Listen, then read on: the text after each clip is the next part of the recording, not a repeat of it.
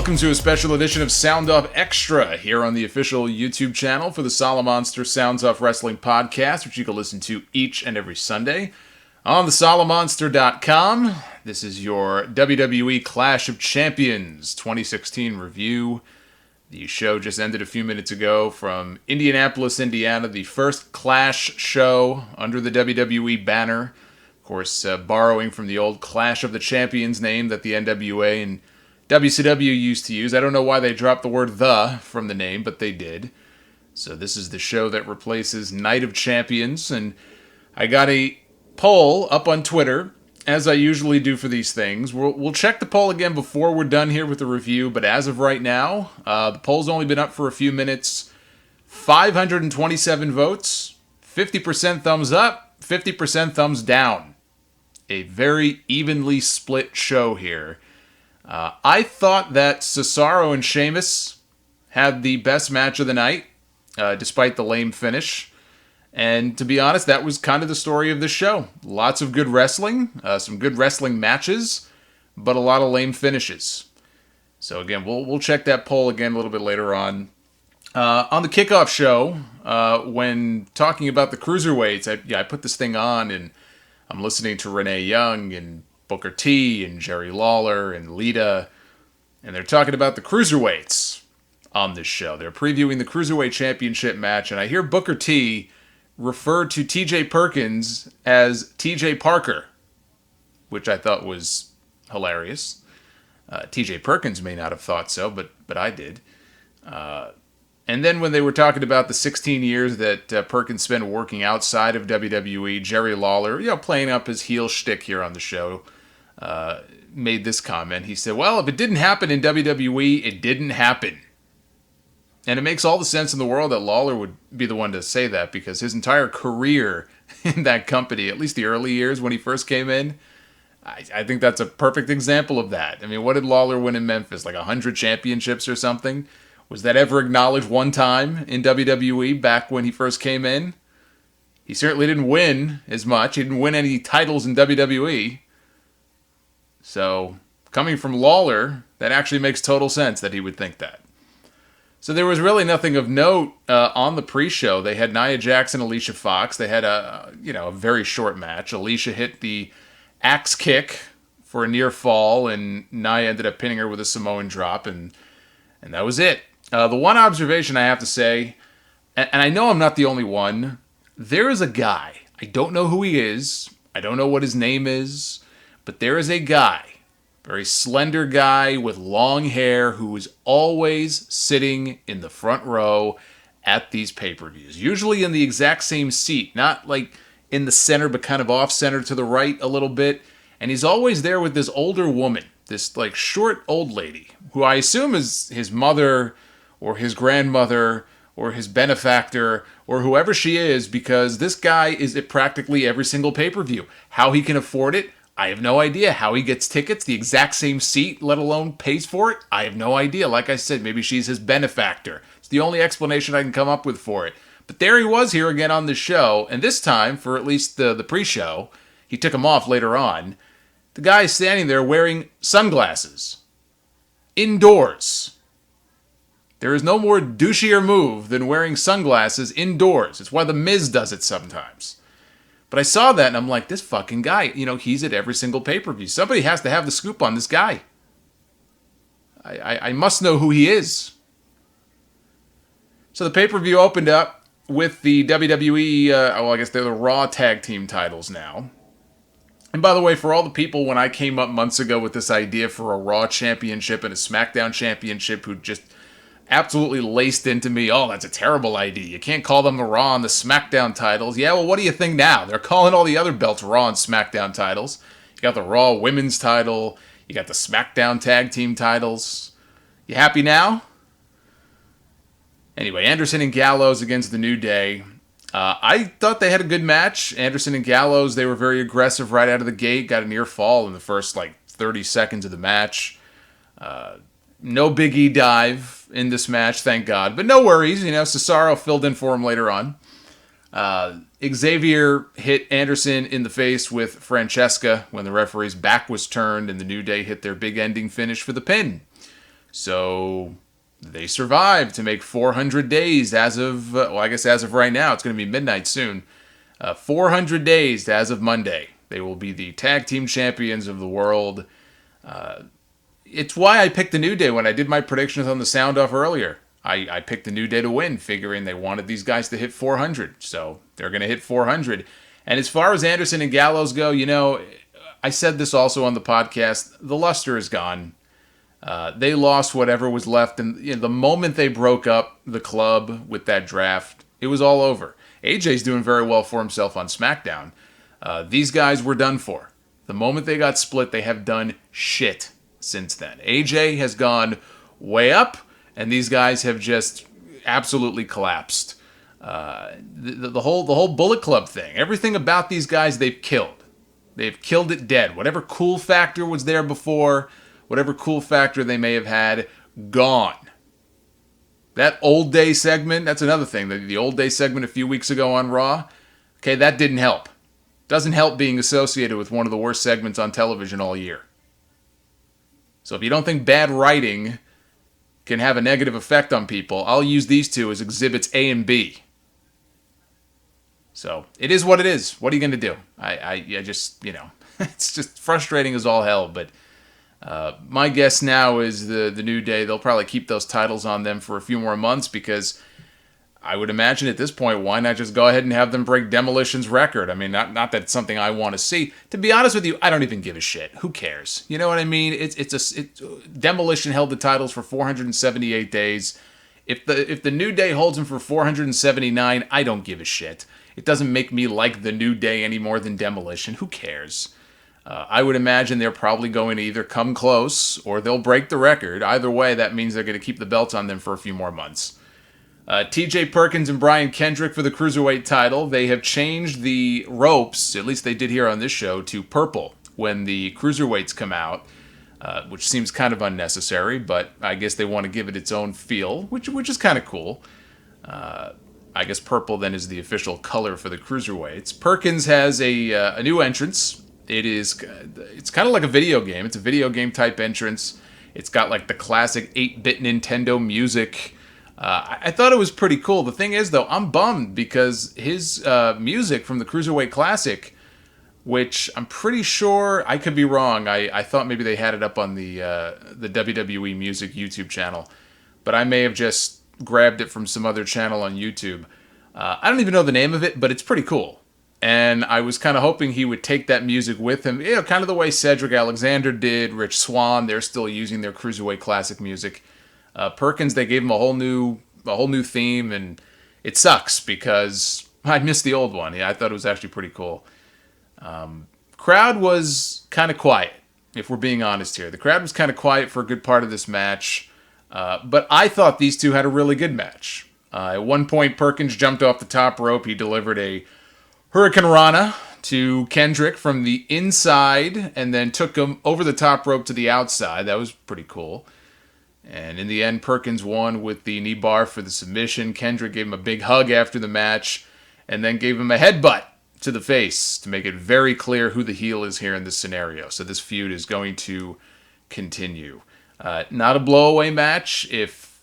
I think if people were expecting the kind of matches that we saw for those 10 weeks in the Cruiserweight Classic here on Raw and here on these pay-per-views, they're going to be very disappointed. These matches that we've seen, there's only been 2, and they've both been very good. I'm not crapping on them and calling them bad matches or anything, but they're not the same sort of, balls to the wall action that we saw on the network for those 10 weeks. At least not so far. And you would think here, this is the introduction of a brand new division, you would want to kind of get out of the gate really quick and really fast and pump out some high action matches, and we really haven't gotten that so far. I mean, there's been some good wrestling and psychology and submissions. It's fine, but this is not what we saw with the Cruiserweight Classic. So hopefully they'll pick up, and we'll get to see more of these guys again. We've only seen a handful of guys so far. We haven't seen Noam Dar. We haven't seen. I know Lince Dorado is signed, and Jack Gallagher, Akira Tozawa, I believe, is coming in. So there's there's a lot of good stuff yet to come. Hopefully it's just a slow start and it'll build into something special. I don't get that special vibe from it so far. And then we had the deciding match, or so we thought, in the best of 7 series between Cesaro and Sheamus. I thought this was a great match. And as much as I am a Cesaro fan, I have not been kind to this series if you've been paying attention to the podcast. And every single week, the different matches in the best of 7, I've just kind of been nonplussed by the whole thing. It hasn't been great. It hasn't been, crappy. It's just kind of been there. This, I thought, was the best match of all 7, finish aside. These two guys left it all out there. They beat the crap out of each other. Tons of near falls in this match. Got the crowd into it big time. But I have to rant on something. And you could probably figure out what it is. So, I'd say maybe midway you figure through this match it was. Sheamus is outside the ring. And Cesaro does a suicide dive onto Sheamus outside the ring. Or at least he tried to do a suicide dive onto Sheamus. Instead, he lowered his head a little too much, and he landed on his own head. He landed right on his neck. Right? Almost like on his shoulder, too, but basically right on his neck. I cringed. If I were a turtle, my head would have, gone back into my shell. It was very tough to watch that, because he literally, they showed replay after replay after replay. This fucking guy landed right on his head. And I kind of joked before, Big E didn't do his big dangerous dive in the New Day tag team match. But what's not funny is this. Here's what's not funny about this. First of all, one of these days, somebody's going to break their fucking neck. I don't want to see it, but it's going to happen. I hope nobody gets paralyzed. Hopefully it's just a minor injury and they'll get over it quickly. But it's the law of averages. At some point, fate will not be on your side. Now, if the suicide dive was a move that was done every now and then, if it was saved for like a really big match, that would be one thing. It's still a dangerous move. It doesn't take away from the danger of it. You're hurling your body through the middle rope. You have to be precise and you have to land the correct way. It is a dangerous move. These guys are pros. I take it that they know what they're doing. My issue with it is this. Does somebody have to die? Does somebody have to die before they finally look at this and they say, okay, enough already with this? When is enough enough? I'm not sitting here advocating a total ban of the move. I just went on a whole rant on the podcast a few weeks ago about how I am not a fan of banning moves. People like, ban the buckle bomb. And I was like, no, don't ban the buckle bomb. Just be smarter. For example, don't do the fucking buckle bomb outside the ring where there's no buckles. Then it's not a buckle bomb. It's just a power bomb into the barricade, which is stupid. A buckle bomb is meant to be done into the buckles. That's number one. Let me just get that out there first. I'm not advocating ban the move. Oh, what a hypocrite. A few weeks ago you said you didn't want to ban moves. Now you're saying to ban the move. I'm not saying ban the move. I'm saying, for God's sakes, everybody on the fucking roster does not have to do a suicide dive. There has to be a limit. Everybody does it. I feel like everybody on the roster does this move. And if it's not literally everybody, it's pretty damn close. Big guys, little guys, short guys, tall guys, fat guys, thin guys. Seth Rollins, he'll do multiple ones in a match. And maybe for him, that's fine. Maybe for him, he's their top guy. Maybe for him, that's fine. But Seth Rollins does it. Dean Ambrose does it. Then you have big guys like Big E who does it. Luke Harper.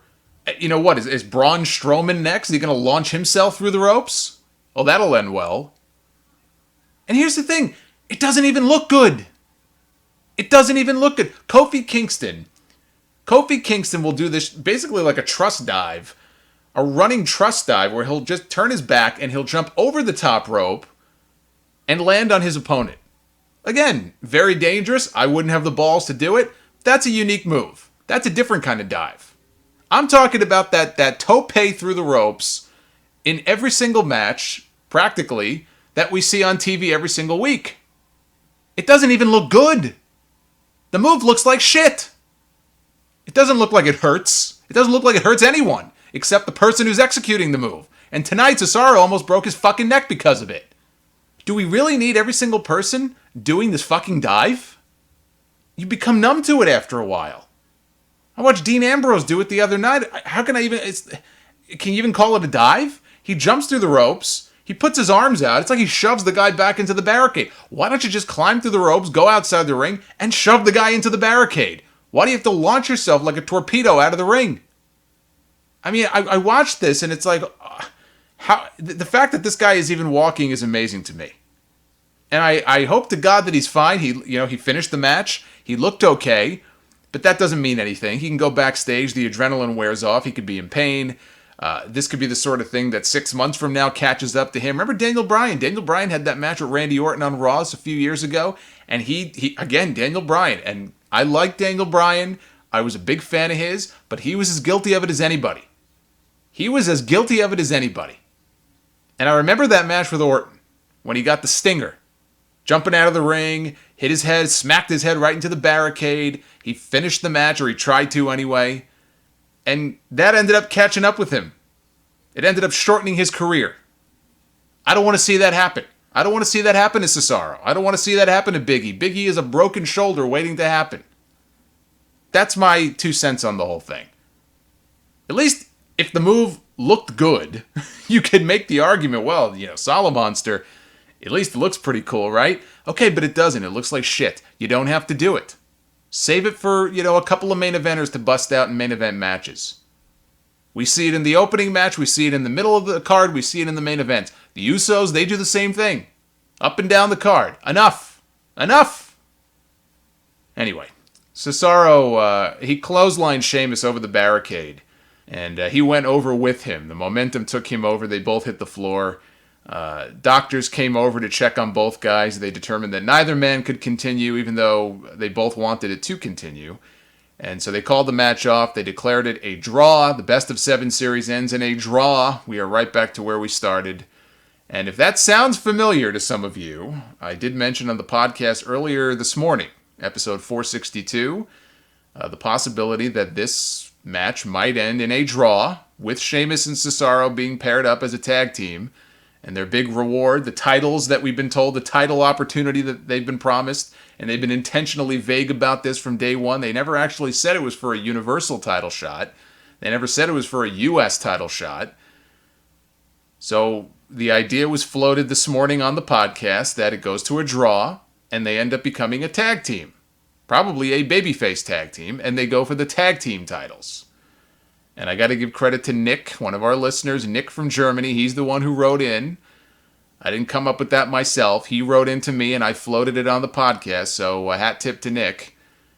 And it looks like that's exactly what's going to end up happening here. That is, assuming Cesaro doesn't need the next 12 months off for neck fusion surgery. Chris Jericho and Sami Zayn. Jericho won with the code breaker. I thought this was a good match. A little choppy in some spots. One of my favorite moves that Sami does is the running dive.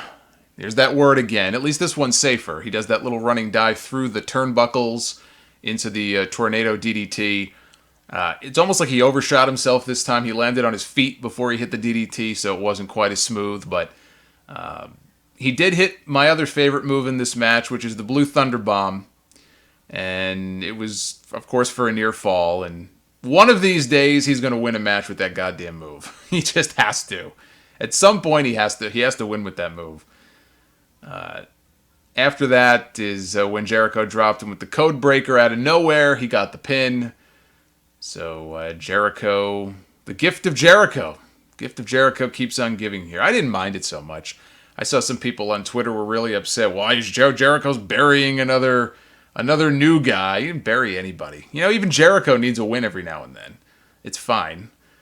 Especially if they're setting him up to be in the championship match next month, which it looks like they might be. We'll talk about that later. Charlotte, Sasha Banks, and Bayley. Triple threat match for the Women's Championship. I thought this was a real good match. It pretty much followed the standard WWE triple threat formula where you get some action with all three, and one gets knocked out for a period of time, give the other two a chance to go at it, and then they kind of rotate out. That was the story of the match. Charlotte, I have to say, Charlotte has the best looking moonsault in all of wrestling now that Kurt Angle is pretty much retired. She had Sasha and Bayley both laid out side by side. She nailed the moonsault, only got a near fall. They all traded a bunch of false finishes back and forth with their big moves. Dana Brooke, who was at ringside, she got involved and saved Charlotte at one point from the bank statement, which she could do because a triple threat match, of course, is no disqualification. The finish came with Sasha on the apron. Charlotte knocked Bayley backwards, and she smacked into Sasha, knocked Sasha off, so that may be a source of friction going forward between the two of them. And so Sasha goes tumbling to the floor. Charlotte then caught Bayley with a big boot to the face, got the pin. The next Raw pay-per-view is Hell in a Cell, which happens to be in Boston, which is Sasha's hometown. I think that'd be a good place for her to win back the championship. Maybe even have the first ever women's Hell in a Cell match. We'll see if they follow through with that. Roman Reigns and Rusev for the United States Championship. Match picked up in the last few minutes, but I gotta tell you, I was bored for a good part of this. It was, a lot of rest holds, and I don't know. I think, again, by this point in the pay-per-view, I'm just waiting for some action here, and half the match was, there just wasn't a whole lot going on. I was bored to tears. Reigns hit a spear. He had the match won. Lana pulled the referee out of the ring at the last second, which is the first time that I can remember Lana getting physically involved like that in a match, or in the finish at least. The referee tossed her out. Rusev got Reigns and the accolade. Reigns powered out of it, ended up hitting another spear for the pin, and Roman Reigns is your new United States champion. And all the Reigns haters, and there's a lot of Roman Reigns hate out there, look on the bright side. It keeps him out of the Universal title picture for a while. Me, I don't mind it. I think it'll do him some good to kind of take a back seat for a while. Of course, that's assuming he even does take a back seat. He hasn't really been involved. Well, I guess he has been involved for a little while until Rusev came back. He was kind of back in the world title picture and then got screwed out of it. But he's had a few main events, Roman has recently. I think the key is not just putting the U.S. title on him, it's keeping him out of the main events for a while. Maybe some of that resentment will die down. Maybe it won't. Maybe it won't ever die down. I'm sure they felt that the resentment for John Cena would die down at some point, and it never did. But I think this could be good for him. Again, unless he just starts headlining every show as the U.S. champion, I don't think that would do him any good. Main event was Kevin Owens and Seth Rollins for the Universal Championship, the first pay-per-view main event for Kevin Owens here in WWE, and the first pay-per-view main event, really, of Seth Rollins as a babyface since the turn. And I hate to say it because I like both guys, but I just thought this was really disappointing. I had high hopes for this match. I don't know what it was. The first half of the match bored me. It was kind of like the Roman Reigns and Rusev match. And the crowd, too. I mean, pay attention to the crowd reaction. It's not like they were into it. They were very quiet. They were kind of sitting on their hands. There just wasn't a whole lot going on. And the story was Owens began to work over the knee of Rollins. And there's nothing wrong with that. They were telling the story of Rollins, of course, having that knee injury way back when, and Owens is the vicious heel who's going to focus on it. It made sense. But it also made, I thought, for a boring chunk of the match. It did pick up near the end, but then, of course, we got that lame finish, and the whole thing was... I just thought the whole thing was, overall, it was a letdown. I don't want to say it was a bad match. It was a good match. But how good could it be, I guess, if I was bored for half of it? So... At one point during the match, Owens gave Rollins a top rope gutbuster, or at least he attempted to. It didn't go right. It looked very awkward, the move. And it looked like a bad landing for Seth. He may have legit busted up his ribs on that move. He was favoring them for the rest of the match. Maybe it was just a good sell job. Maybe he's just really good at what he does. I hope so, because it looked really nasty. I guess we'll know soon enough. So, fast forward toward the end of the match. They did do a table spot outside the ring at one point. Rollins was laid out on the announce desk, on one of the announce desks. Owens stood up on top of another one. He gave a crotch chop because he's Triple H's boy. And he went for the kind of the running dive where he drops all of his body weight onto his opponent. But Rollins moved out of the way and Owens crashed and burned through the announce table. And once they did the table spot, it was so fascinating to me because I watched this match, and again, for a good part of it, the crowd seemed kind of quiet. They were kind of bored, I thought. And it was just very quiet. And then they got to the point where okay, we're going to do a table spot. And people woke up. And then it kind of died down again when they got away from the tables, but then they went back to the tables and people perked up a little bit. And it really wasn't until Owens did the crotch chop, he did 2 of them. It wasn't until the crotch chop that all of a sudden the crowd came alive. And then he did the dive and he fell through the table. And all of a sudden we got a "This is awesome" chant. And I just sat here and I shook my head and I'm like, you bastards. Like, it doesn't take a lot, I guess, to get a "This is awesome" chant out of people. All you got to do is deliver a crotch chop at a table spot and you get a fucking "This is awesome" chant. You know, where were your "This is awesome" chants 5 minutes before that? You know what I mean? Like, give me a break. So, anyway, skipping ahead here, Chris Jericho came down. Kevin Owens' best friend, one half of Jericho, hot off his win against Sami Zayn earlier in the show. He made his presence felt. So, Rollins hits a pedigree. He tells Kevin Owens to suck it. He hits a pedigree. Jericho is there. He puts Owens' foot on the rope. So, he breaks it up. He saves the championship. And Rollins goes after Jericho, and Rollins gets back in the ring. Kevin Owens goes for a pop-up powerbomb. And Rollins kind of goes over his head, and in coming down, Rollins he collided with the referee, so he bumped the referee. He ended up hitting another pedigree. And this time there was no referee. And the fans counted 1, 2, 3. They counted all the way up to 20. No referee. Rollins went after Jericho. There were some suicide dives in here. He hit Jericho with a dive. He hit Owens with a dive. It took that long for Stephanie McMahon to finally come out with a second referee. She couldn't send the referee out when Rollins had the match won. And I'm sure this will play into the storyline somehow because there's no love lost between Stephanie and Seth. So finally, a referee comes out, and just in time for Rollins, I should say, to get back in the ring. This time he gets caught with a pop-up powerbomb, and Kevin Owens gets the pin. He retains the Universal Championship. No one is happier about this than Chris Jericho. He is ecstatic. He is celebrating with his best friend. I thought this was an incredibly lame finish to overall a disappointing championship match. I mean, they busted their ass and everything. I'm not, crapping on the effort here, but I was just expecting more out of these guys.